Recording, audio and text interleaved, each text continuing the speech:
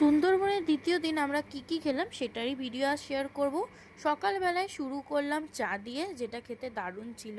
তার সঙ্গে বোটে চাপার পর আমাদেরকে সকালে ব্রেকফাস্টে দেয় নানপুরি, চানা মশলা আর একটা করে মিষ্টি। আর 12টার সময় আমাদেরকে দেয় আমোদি মাছ ভাজা। সব খাবারই ভালো ছিল। তারপর দুপুরবেলা ঘোরাঘুরির পর আমাদেরকে খেতে দেয় ভাত, ঘন মুগ ডাল, আলু ভাজা। আলু ভাজার সঙ্গে ডাল মেখে ভাত দিয়ে লেবু চিপে, ওহো দারুণ ছিল। আর সব খাবারগুলো একদম গরম গরম ছিল, তা আরও ভালো লাগছিল।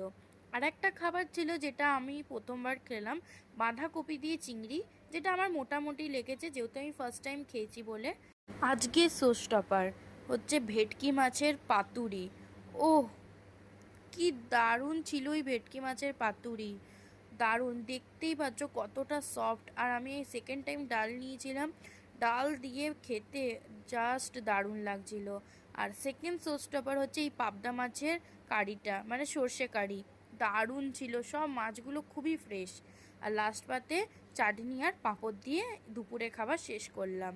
বোট থেকে নেমে একটা ডাবের জল খেয়েছি, আর বিকেলবেলায় কফি, মুড়ি আর তার সঙ্গে বেগুনি ছিল, ওটাও ভালো ছিল খেতে।